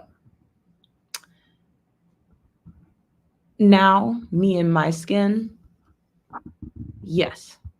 I would have to have a conversation with the director and the writer first to see if they would change it or alter it. But I used to love Django. When it first came out, I was like, okay, Django. And then I watched it again and I was like, oh no, Django. That's right. Oh man, I really wanted to. And then I heard right over our heads, didn't it? It did. It was so clever. It was so clever. And then I wish there was more information about Leonardo DiCaprio smearing blood on Kerry Washington's face. I am not a fan of people touching me without permission. Like, I know in the show that happens, but like bodily fluids, absolutely not. But it's one of those things where like, oh, it was so great for the moment, the process, the idea, I don't care. That is your blood on my face. No. So there, if I were to receive a job offer or a gig from Quentin Tarantino, like Django, that was harmful to us, And I know the working conditions are difficult and that my voice may not be heard because of where I would land on the totem pole. I would have a very difficult time saying yes unless I gain some sort of like conversation with the director and writer. No. No. Okay. Hold that thought. Before we run out of time. Okay. All right. Okay. We're going to take the first caller tonight to win your Wisdom Walk t-shirt. So first caller, Wisdom Walk t-shirt. Matter of fact, the first two callers, you call in, you win your Wisdom Walk t-shirt. We want you to tune in every week as we bring you interesting shows. We are so excited to have you here tonight. So call in, get your free t-shirt, but you have to pay for your own shipping. So, but we can talk about that, all right?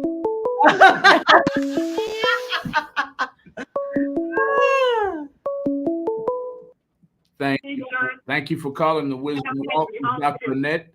We can talk about that. Ma'am. This is Sally Willis-Williams. Ah, how are you? Thank you for calling the Wisdom Walk with Dr. Annette. Please turn your monitor down in the background, ma'am. Oh, okay. I don't know how. Okay, you're echoing, but that's okay. Go ahead. Just a minute. I will try. Okay. Guys, that is my 10th grade biology teacher. Wow. Yes.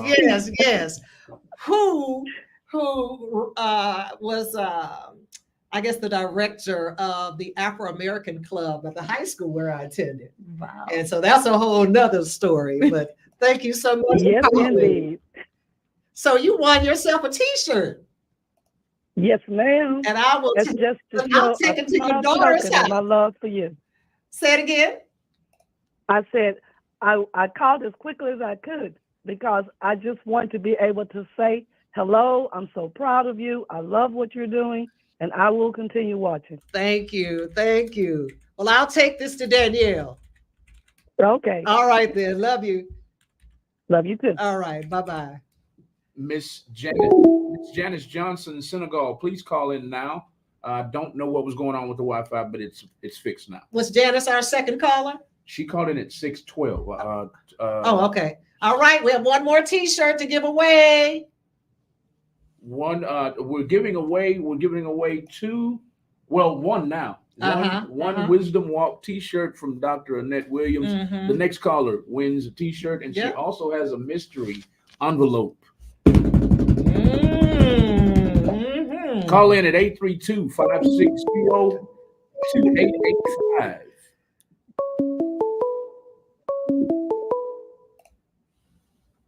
Thank you for calling the Wisdom Walk with Dr. Annette show. Who do I have the pleasure of speaking with tonight? Hi, this is Connor Shepard. Hey Connor, how are you? I'm doing good. All right. First off, right off the bat, I just want to say thank you so much especially for Miss Joy Yvonne.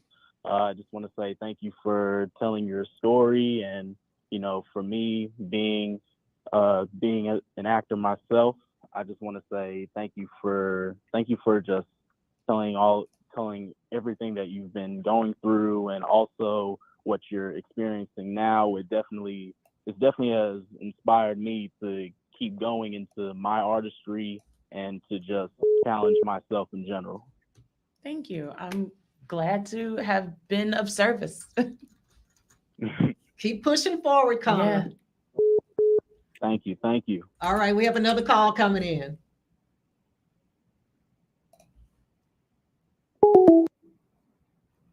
Who do we have the pleasure of speaking with tonight? This is Faye Miles. Hello, Nick. That's who? Faye Miles. Oh, hey Faye, how are you? Oh, look, hello. we got you covered. Thank you. I love the show. Thank you. And Joy, thank you so much for being so open and honest with us and give us a little bit more and have us to be more educated also. All right. Thank you, Faith. Thank I'll you. catch up with you, okay? Okay. All right. Bye-bye. Love you. Love you too. Bye-bye. Okay, last caller, mystery package. Somebody was beeping in, and they must have got lost faith or something. All right. Please call in. We have a mystery envelope for the next caller. Drum roll, please. The next caller wins a mystery envelope. You don't know what's inside it, but you will be happy once she makes the announcement. Chris Spice Knight is tuned in all the way from Washington again. Hey, Chris. Hey, Chris. All the way from Washington, the great state of Washington. Great show tonight. Thank you for your time and sharing great wisdom. One more caller for a mystery envelope. We're about to end the show in about 8 to 10 minutes. Y'all call in for this mystery envelope. One more caller. Call in number is 832. There it is. No. Welcome to Wisdom Walk with Dr. Annette show on Real Talk 100 Radio. Who had the pleasure of speaking tonight? This is Kimberly Young Williams. Hey, Kim. How you doing? I'm doing well. And you? I will let Joy open the mystery envelope for you, okay? Thank you so much, Auntie. Okay, hold on. Malcolm has something to say. Ma'am. Yes. Please turn down your monitor in the back. There's a lot of interference. Okay. Thank you, ma'am. Thank you. Sounds much better. Yes, ma'am. All right. Drum roll. Okay. What did Kim win? Yeah. 2 AMC tickets. Woo! Yes. My husband. Perfect. Yes.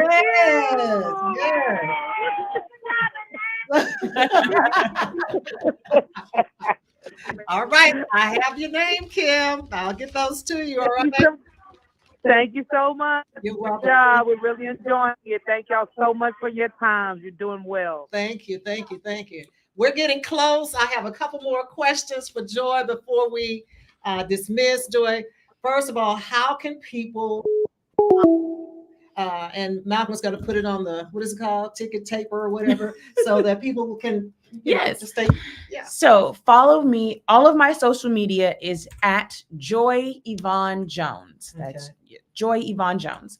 That's my Instagram, TikTok, Facebook, all Joy Yvonne Jones. And my website to see more about Cleopatra, all of the shows that I've done, articles that I've been in, that is joyyvonnejones.com.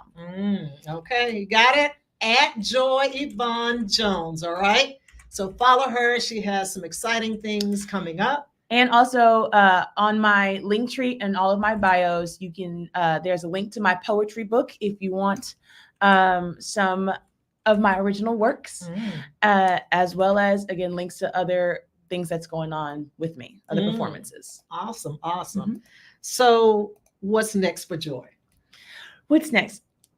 I cannot tell you the show, but I can tell you is that it's at the Alley Theater in May. Okay. May, March, April. We start rehearsal in March. I think we start performing in April. But there'll be more information about that once they share the entire cast list. But the Alley Theater in May. In the spring, we'll say in the spring. And honestly, I'm still auditioning and sending out my resumes. I've only been in Houston for about 7 months now.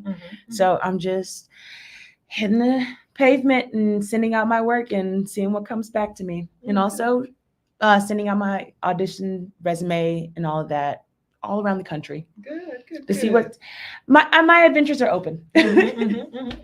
Well, again, thank you for coming. And I hope that you will bless us again at some point. Absolutely. How many more minutes do we have, Malcolm? I don't want to. 5 to 10. Oh, okay. 5 to 10. All right. Okay. So let's see. Just a couple of things. I want to remind you guys that next Friday night, we have our in to out beauty. We have a hairstylist, someone who sells jewelry, somebody else who does makeup. Friday night, 6:15, and we'll have models here. So, if you're interested in learning more about my daughter and her wig making, which is made in Asia, or the jewelry that Lois Paparazzi Jewelry has provided, I'll give you their numbers. And then we have Carmelita Allen, who is with Mary Kay. And then the final Friday of this month, we'll talk about diseases of the mind and body. We'll have a psychiatric nurse here, as well as a community health nurse. And so we'll talk about sexually transmitted diseases, some of the vaccines that are out and how it affects us as a community. And I can't remember right off the top of it, but it's psychiatric, anything psychiatric, diagnoses and medications and the contraindications of medications and things like that. And so we want to, as I said, continue bringing you news you can use from the Wisdom Walk. So I'm going to put it out here now. Next month is National Adoption Month. We have some awesome guests lined up. Two guests. One is a CEO from an adoption agency. The other one is an individual who has adopted transracially. And so we'll talk about that. And we have a mother and daughter story that on the 10th, where a 14-year-old gave her daughter up for adoption. And many, many years later, they reunited. And so they're going to talk about what that reunion was like and what it's like now, that journey, still making up for the years that they missed. Also, I'm starting a fundraiser next month. So no amount is too small. No amount is too great. The people at the radio station have to be paid. So this is not free. And so I'm depending on you as a listening audience to support the show. All right. And so we can keep it going. Again, we have a lot of interesting things coming up. We have some off-site shows coming up. And so those things cost. So we're just asking for your help. So again, we have Lois Avery with Paparazzi Jewelry. Her number is 409-939-7201. That's Lois Avery with Paparazzi Jewelry, 409-939-7201. Asia Williams with Made in Asia. She makes wigs, 281-617-8157. Williams Counseling and Play Therapy. That's me. You can find me on the web if you're interested in mental health services for yourself. And a huge shout out to Victoria Williams with Say Sister, which is a nonprofit organization dedicated to helping women of domestic violence. Her number is 832-909-3808. Again, that's Victoria. Victoria, why don't you stick your head in the camera so everybody can see you? Or come on around here. She's doing a marvelous job helping. And by this being Domestic Violence Month, right? She has on her Say Sister shirt. And so you want to say something before we leave? Well, this has been a wonderful show. You know you're soft-spoken. Have a seat. Where's the seat at? I just want to say congratulations to Dr. Annette for what a wonderful job she's done on the show and bringing awareness on different topics, and want to thank Miss Joy so much because that was very, very good. And it was a blessing. I have a niece that's married and she's in an interracial relationship, and they have a very beautiful bouncing little boy. So it was great topics. This month is Domestic Violence Awareness. If you see something, say something. And thank you. All right. And thank you. So I don't want to forget this piece because I like to thank people for coming. And again, I know you have a family and everything else going on. So I thought about this for you to add to your Cleopatra wardrobe. So you can share that with us if you Okay. can. Thank you. All right. And if you have any final questions, feel free to call in. We have about 5 minutes. If there's something that you want to ask Joy, me, or Victoria. Wow, this is awesome. It's a beautiful, I don't know if you can see it. It's a beautiful ring. Mm-hmm. So many. I don't know. You may have to have it sized, but I said, I think she'll There we like go. That's her Cleopatra piece. Yeah, Mhm. I love it. Thank you so much. You're welcome. You're welcome. Oh, this Thank is you again wild. for being with us. All right. All right. So any last minute calls? Any questions that you want to ask? If you have something interesting that you want us to present a show on, by all means, let us know. And if God wills, we're going to keep the show going. I already have a lineup for 2024. We'll be talking about in 2024 men's health, women's health, reproductive issues, sexual dysfunction, all of those things that affect us physically, mentally, and emotionally. So we will just have some awesome things. And again, we'll start our fundraising campaign next month. We want you to support us as we continue this journey in doing things or bringing topics to the air that are relevant to life. All right. And so are we at the 3-minute mark, 5-minute mark? Yeah, we're about up. Time I can't. My phone's not operating. Okay. Sorry about that, but we're almost done with time. Mhm. But in closing, three minutes. I can see the clock now. All right. 3 minutes. In the last 3 minutes, I would like Joy. Mhm. Is there anything the doctor missed about your career, about your family, that you'd like to close with? That you want our panel to know, you want our listening audience to know, did she cover it all? Information about me. I feel like we covered everything.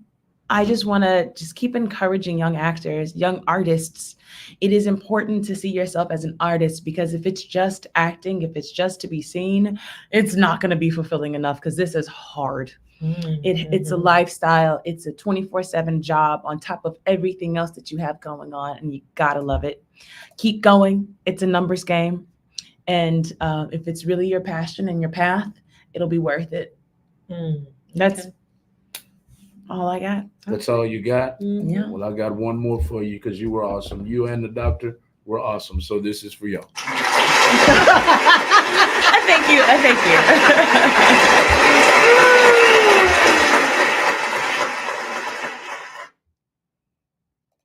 All right, good doctor. We are about out of time. Great show. Thank you. I see great things happening. Your trusted cohort here. Victoria. Victoria's doing a good job as well. And Joy, you were a joy. Yes, indeed. Yeah. You were a joy tonight. As some of the callers and some of the watchers have already told you, I'm loving it. I'm loving it. This has been another edition, everybody, of the Wisdom Walk with Dr. Annette Williams. Everybody, we want y'all to tune in every Friday night from 6:15 to 8:15 by simply tuning into our YouTube channel or our Facebook page. That's the best way to that's the best way to watch us. And we do have a call-in number. I do apologize to Miss Janice Senegal, I believe. I don't know.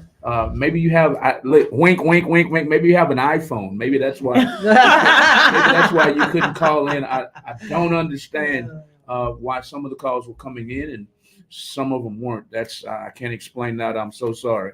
I'll try to get my tech guy to figure that out before next week. Okay. Sorry, Miss Janice Johnson Senegal. One more thing.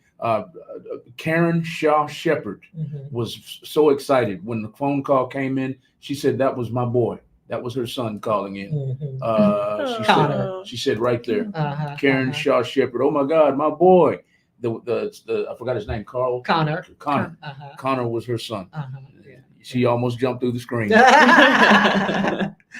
Thank y'all. Thank y'all for tuning in, everybody. This has been the Wisdom Walk with Dr. Annette Show. She told you what's coming up. We want y'all to tune in. She's got a lot coming at you, and a lot coming at you real fast. So y'all tune in every Friday night from 6:15 to 8:15 by clicking our YouTube channel or our Facebook page. Share the video all over the world. Everybody needs to hear this show. Everybody needs to know about Dr. Annette and the things that she's got coming. Share the video. Tag actresses tonight. Tag other people who are in interracial marriages, interracial relationships, because a lot was said tonight about interracial relationships and being an actress in today's time. So tag actresses, tag people who are in interracial marriages and relationships. That's all we got right now. But y'all keep it locked to Real Talk 100 Radio, because in about 10 minutes, we're going to kick it off with an insurance, y'all. Everybody needs insurance, and these ladies are about to come in tonight. I'm going to stand up and show you what their show is all about. Their show is all about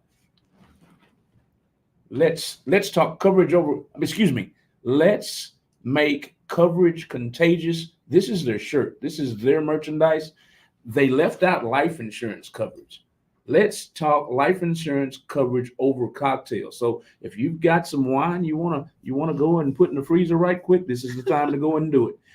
They're going to be cheering it up tonight because they're tired of not only our people but everybody. They're tired of everybody having GoFundMes when your loved ones pass away.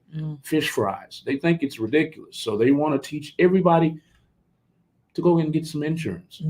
Insure yourself, your wife, your husband, your boyfriend, your girlfriend, your son, your daughter. That's what's coming up. Let's talk coverage over cocktails. This is the flyer that these 5 ladies will be here at 8:30, and we're going to be talking about insurance. Everybody, let's talk coverage over cocktails from 8:30 to 10:30 tonight. Click the link in our bio or go to our Facebook page to tune in, learn about insurance, learn how to protect your family, and become your own bank. Dr. Annette, Miss Victoria, and Joy. Thank y'all. Y'all be careful going home. Thank you. Thank you. Thank everybody for tuning in and continue sharing. We're out of here until about 8:30. I got to get busy prepping. Bye-bye. I'm going to take this off. Go ahead.